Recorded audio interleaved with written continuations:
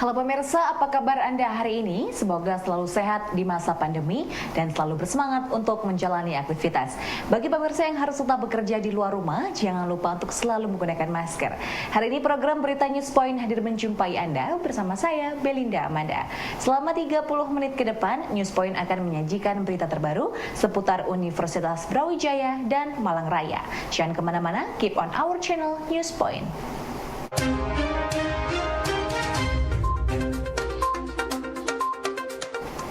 Menjalani perawatan dan terapi paliatif membutuhkan semangat dari dalam diri pasien dan juga keluarga.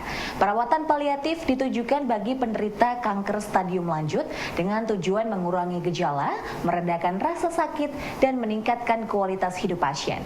Berikut ini adalah kisah semangat dari seorang pejuang kanker bersama sahabat peduli kanker. Inilah Ibu Rifka, seorang pejuang kanker ovarium yang sudah menjalani beberapa tahapan pengobatan. Saat akan menjalani kemoterapi, kondisi Ibu Rifka menurun hingga kemoterapi harus ditunda. Dukungan keluarga dan sahabat peduli kanker memberikan semangat baru bagi Ibu Rifka untuk menjalani terapi. Inilah Ibu Rifka, seorang pejuang kanker ovarium yang sudah menjalani beberapa tahapan pengobatan. Saat akan menjalani kemoterapi, kondisi Ibu Rifka menurun hingga kemoterapi harus ditunda. Dukungan keluarga dan sahabat peduli kanker memberikan semangat baru bagi Ibu Rifka untuk menjalani terapi. Tapi awalnya itu waktu didiagnosa atau di USG itu nggak ketahuan, karena diagnosa pertama habis namanya USG pertama itu yang kelihat itu batu empedu sama usus buntu. Nah, setelah dioperasi, waktu posisi dioperasi itu dimasukin kamera baru ketahuan kalau ada kanker di dalam. Waktu di USG itu tidak ketahuan. Pokoknya semangat terus itu. Kalau pas dia ingat sama teman yang waktu operasi satu kamar gitu, dia ngedrop. Saya kasih semangat. Jangan, semua orang itu tidak sama, daya tahan tubuhnya itu tidak sama. Hanya yakinlah kepada Allah. Allah yang memberi penyakit dan Allah itu yang akan menyembuhkan itu.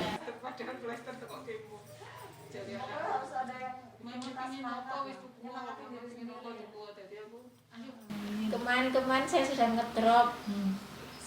ngedrop, kemarin itu. Terus saya share di grup, teman-teman kasih semangat. Ya alhamdulillah saya dikasih kesempatan sama Allah untuk berkenalan dengan SPK, grup SPK ini. Ya saya bikin semangat lah. Dan saya takut sekali ya Allah. Saya bilang gitu, saya harus bisa seperti mereka, saya bilang gitu. Sambil nangis, saya itu sekarang cengeng banget. Sebenarnya saya itu kalau di kerjaan sangat tegas. Setelah dapat sakit ini cengeng. Nah, dari teman-teman SPK inilah saya sering kasih semangat sama mereka. Jadi saya harus bisa seperti mereka.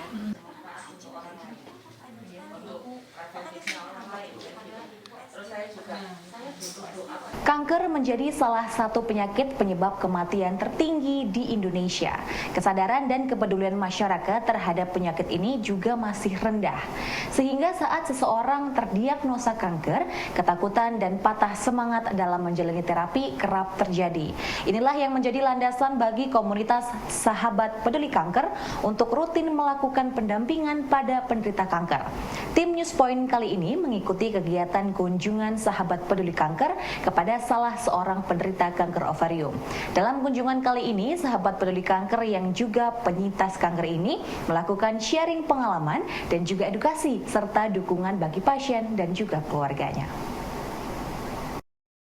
Tim News Point kali ini mengikuti kegiatan kunjungan sahabat peduli kanker kepada salah seorang penderita kanker ovarium. Dalam kunjungan kali ini, sahabat peduli kanker yang juga penyintas kanker ini melakukan sharing pengalaman dan juga edukasi serta dukungan bagi pasien dan juga keluarganya.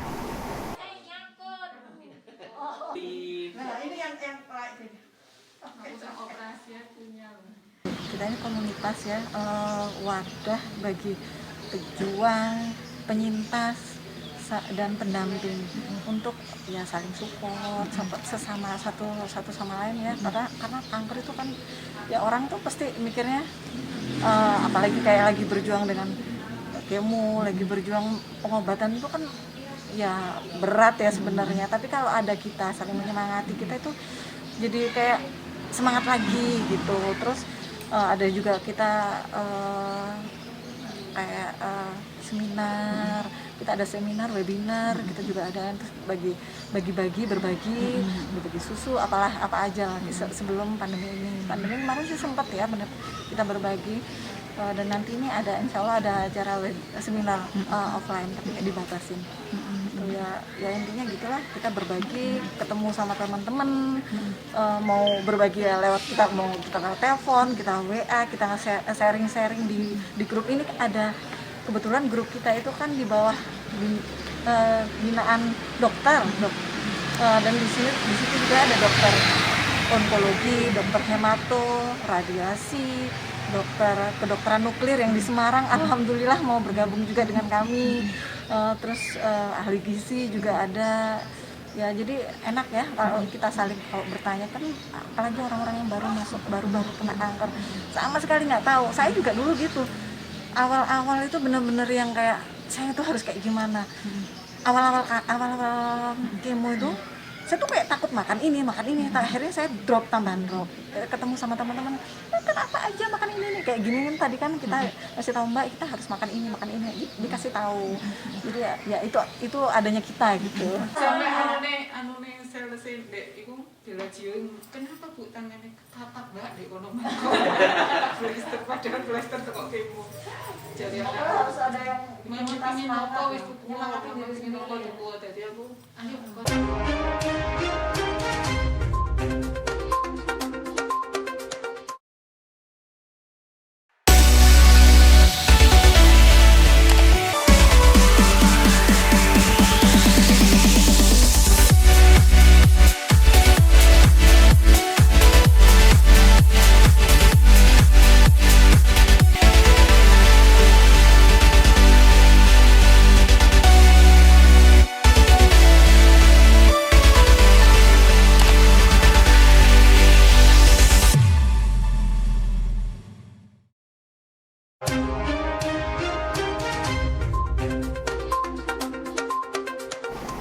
Pemirsa, Badan Perencanaan Pembangunan Daerah Kota Malang menggelar koordinasi sektor ekonomi kreatif, khususnya di subsektor TV, radio, dan periklanan. UB Media and Communications Group turut hadir dalam kegiatan kali ini, berkolaborasi bersama radio dan juga televisi lokal di Kota Malang untuk memberikan masukan kepada pemerintah tentang pengembangan ekonomi kreatif subsektor TV, radio, dan juga periklanan. Kegiatan yang dilaksanakan secara luring dengan menerapkan protokol kesehatan ini bertempat di Technopark Hotel SMK Negeri 3 Malang. Para peserta aktif menyampaikan gagasan dan juga solusi pada berbagai persoalan yang dihadapi oleh industri media, radio, dan televisi di Kota Malang. Problem yang paling mendasar bahwa ternyata industri radio itu kesulitan mendapatkan SDM yang punya kualitas. Nah, selama ini yang kami lakukan adalah in-house training. Jadi kita melakukan bagaimana pemberdayaan SDM, pembangunan SDM itu secara mandiri. Jadi kita ambil itu tidak dalam posisi yang siap untuk kita pakai, tapi kita bangun dari sindikat sendiri, gitu ya. Jadi hal ini yang paling mendasar. Karena kalau kita bicara industri, yang jelas pokoknya itu harus intinya kuat dulu, gitu ya. Jadi industri ini harus kuat dulu. Jadi internalnya radionya harus kuat dulu. Makanya tadi ketika Pak Agung menyampaikan bahwa harus ada pelatihan-pelatihan yang mungkin sekarang ini sangat jarang ya, sangat jarang untuk dilakukan, sehingga kualitas dari SDM radio yang ada sekarang ini pokoknya iso ngomong, pokoknya kakek ngomong, akhirnya siaran. Karena software yang digunakan di TV maupun radio ini juga terus berkembang gitu. Artinya kita juga harus terus update dengan Dalam rangka penguatan ekosistem kewirausahaan di pendidikan vokasi Universitas Brawijaya, program pendidikan vokasi UB menggelar TOT dosen dalam pembelajaran kewirausahaan Kamis 7 Oktober 2021 di Race Hotel UMM Kota Malang. TOT ini dilaksanakan secara luring terbatas dan juga daring. Direktur Vokasi UB Profesor Unti Ludikdo mengatakan target kegiatan adalah para dosen dan juga tenaga pendidik di vokasi yang berfungsi untuk melatih mahasiswa untuk membangun, mengembangkan, dan menguatkan karakter kewirausahaan. Training for trainers untuk penguatan ekosistem kewirausahaan di pendidikan vokasi UB.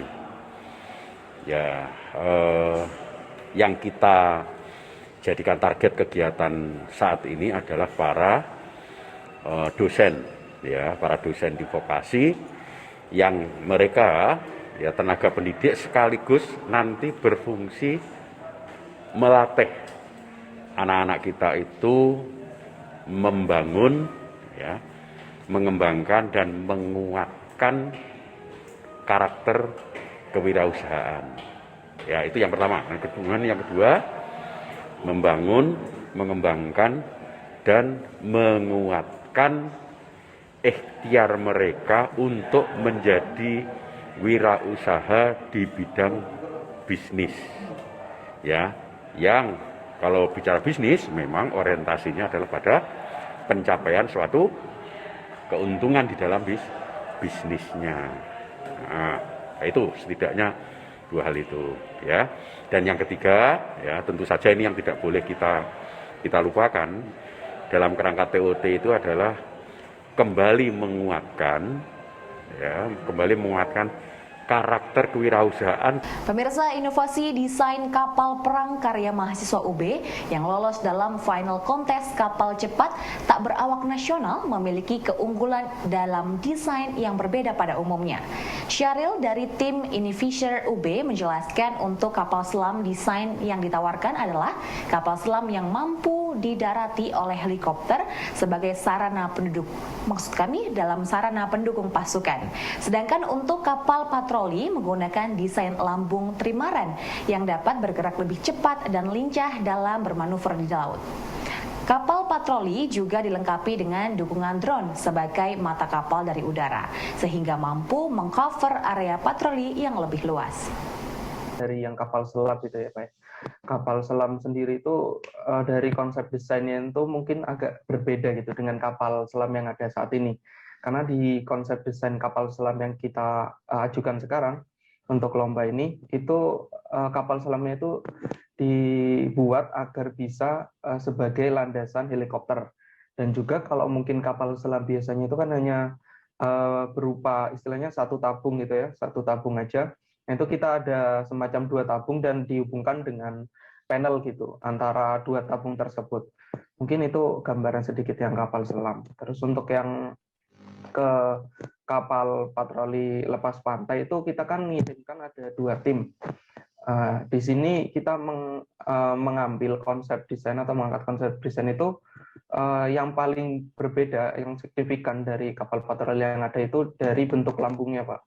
Jadi untuk tim yang Barakuda, jadi kita ada beberapa tim gitu ya, ada namanya kalau yang kapal selam itu tim Siganus, untuk yang tim lepas pantai itu ada tim Barakuda, terus ada tim Candramawa, untuk yang kategori pantai itu ada tim Marlin gitu. Jadi untuk yang tim Barakuda ini kita menggunakan lambung trimaran. Itu keunggulan desain dari kapal kami, ditambahi dengan beberapa teknologi persenjataan gitu untuk menunjang sistem pertahanan yang ada. Terus untuk yang tim Candramawa masih tetap di bidang desain inovasi kapal lepas pantai, itu kami menggunakan lambung SWATH. Nah, jadi kita itu di satu kategori ini lebih mengunggulkan ke bentuk lambungnya itu. Dengan tambahan kalau yang tim Candramawa ini ada keunggulan di mana menggunakan tenaga pendorong itu selain bahan bakar minyak yang mungkin sebagai tenaga utamanya, kita juga menambahkan panel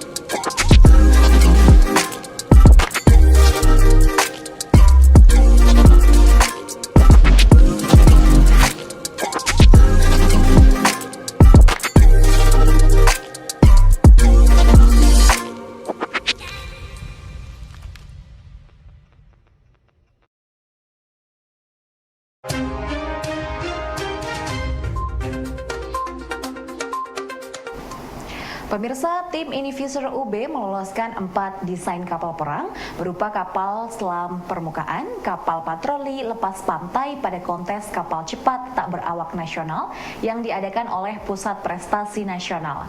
Muhammad Davan dari tim Univisor menjelaskan ini dari 8 tim yang diikut sertakan dalam kontes nasional. Dari tim UB lolos sebanyak 4 tim yang akan mengikuti babak final dalam pekan ini. Desain kapal perang dari mahasiswa UB ini merupakan salah satu bentuk dukungan kepada industri pertahanan nasional, terutama dunia maritim. Sebenarnya ada 6 kategori di mana dibagi menjadi 2 bidang, bidang desain dan bidang prototype. Nah, untuk di bidang prototype itu dibagi lagi menjadi 3 kategori, ada kategori full engineering remote control, electrical remote control, dan autonomous. Jadi yang di 3 kategori prototype ini kami masih belum lolos di tahun ini. Jadi mungkin kita akan coba lagi tahun depan seperti itu ya. Namun untuk kategori desain dari desain kapal patroli pantai, desain kapal patroli lepas pantai, dan juga desain kapal selam autonomous, kita dilombakan di situ, di 3 kategori itu, di 3 kategori desain tersebut. Yang 2 itu ada di desain kapal patroli lepas pantai. Jadi desain kapal patroli lepas pantai 2 tim, desain kapal patroli pantai 1 tim, dan juga desain kapal selam autonomous 1 tim. Seperti itu, Pak. Pemirsa, Departemen Ekonomi Fakultas Ekonomi dan Bisnis Universitas Brawijaya menggelar guest lecture The Psychology of Finance, Don't Lose Your Shirt. Di seminar ini, Dr. Stefano Shipa Paleni sebagai pembicara dan juga seorang dosen di University of Padova, Italia, menekankan pentingnya aspek psikologi dalam pengambilan keputusan untuk berinvestasi. How to control your mind and emotion, what kind of techniques you have to use to adopt to make yourself clear and quiet when you need to take a decision about investment, which is a very delicate kind of discipline, because if your mind is not clear, you are not emotionally settled, it's very easy you take wrong decision and you lose money. And try to help other people, taking care of them, trying to cure their disorder. I studied how to manage risk and how to invest, which are the mathematical possibilities, the theory that lies beneath possibility and chances, which is exactly the same as in gambling. The stock market is not very different. And so I said myself, okay, I can do it myself. Privately, I can carry on this activity and put myself in a better condition so that I can realize my expectations, my dreams. Being here is one of my dreams that I could afford because I did that kind of activity. Okay, thank you. Presiden Joko Widodo telah menyetujui pemberian amnesti kepada Dr. Saiful Mahdi, akademisi Universitas Syah Kuala Banda Aceh yang terjerat Undang-Undang ITE karena mengkritik kampusnya sendiri. Presiden telah bersurat kepada DPR RI sebagai pertimbangan dalam pemberian amnesti. Pengamat hukum FHUB, Dia Al-Uyun, menilai bahwa dibutuhkan langkah cepat dari DPR mengingat 8 Oktober 2021 DPR RI memasuki masa reses. Sebenarnya amnesti untuk Pak Saiful Mahdi ini suratnya sudah disetujui per 5 Oktober kemarin kita baru mendapatkan kabar. Jadi Menko Polhukam sendiri sudah mengkonfirmasi bahwa kemudian Pak Saiful Mahdi akan diberikan amnesti dari Presiden. Tapi yang jadi masalah ini adalah kemudian amnesti itu harus disetujui oleh DPR dan Presiden gitu ya, menurut ketentuan Undang-Undang Dasar juga disebutkan harus disetujui oleh Presiden dan juga DPR. Nah, yang menjadi masalah DPR tanggal 8 Oktober besok itu akan melakukan reses yang otomatis itu akan berjalan selama 3 bulan lamanya gitu. Dan sebenarnya ada urgensi untuk segera memasukkan di dalam agenda rapat paripurna. Tapi sampai hari ini kemudian rapat paripurna agenda hari ini belum memasukkan kasus Pak Saiful Mahdi sebagai salah satu agenda untuk pemberian amnesti gitu ya. Dan ini prosesnya adalah sedang mungkin masih ada proses-proses di dalam DPR begitu ya, dari fraksi ke fraksi begitu. Tapi yang jelas DPR ternyata masih belum menerima keseluruhan suratnya gitu ya, karena suratnya masih tertahan di pimpinan DPR gitu. Jadi prosesnya demikian. Kita sih berharap menunggu karena ini kurang satu langkah lagi dan DPR mestinya mendengarkan. Pemirsa, informasi tadi sekaligus menutup perjumpaan kita hari ini. Jangan lupa untuk selalu menyaksikan News Point setiap hari pukul 19.30 waktu Indonesia Barat hanya di UBTV, Televisi Pendidikan Universitas Brawijaya. Saya Belinda Amanda dan seluruh kru yang bertugas pamit undur diri. Tetap patuhi protokol kesehatan, wajib menggunakan masker. Terima kasih dan selamat beraktivitas.